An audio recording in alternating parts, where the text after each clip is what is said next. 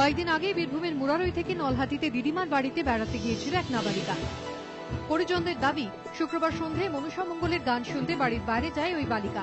রাত 8টা নাগাদ রক্তাক্ত অবস্থায় সে বাড়ি ফেরে। সে জানায়, মামা বিনোদ মেটে পাঁপড় কিনে দেওয়ার নাম করে ফাঁকা মাঠে নিয়ে গিয়ে তাকে ধর্ষণ করে পালায়। সে অজ্ঞান হয়ে পড়ে। জ্ঞান ফেরার পর দিদিমার বাড়ি ফেরে ওই বালিকা। রাতে ওই বালিকাকে রামপুরহাট হাসপাতালে নিয়ে যাওয়া হয়। বিনোদ মেটের নামে নলহাটি থানায় লিখিত অভিযোগও দায়ের করা হয়।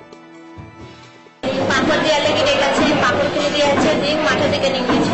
এখন আমার বাচ্চা অজ্ঞান হয়ে গেছিল বা এই ভয়ে লক্ষ্য ছিল, ওটা জানি না। তারপরে ওই জিনিসটা করেছে যখন, তখন মরে যাচ্ছে বলে রেখে চলে যাচ্ছে।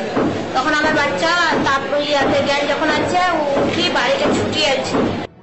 কংগ্রেসের দাবি, বিনোদ মেটে একজন তৃণমূল কর্মী। সেই কারণে পুলিশ অভিযুক্তকে গ্রেপ্তার করতে চাইছে না বলে অভিযোগ তুলে শনিবার চাতরায় প্রায় 1 ঘন্টা পথ অবরোধ করেন কংগ্রেস কর্মী সমর্থকরা।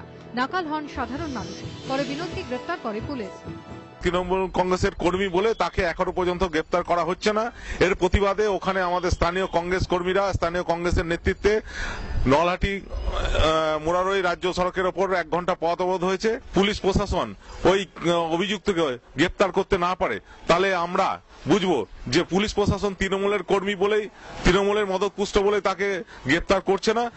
তৃণমূলের তরফে অবশ্য অভিযোগ অস্বীকার করা হয়েছে।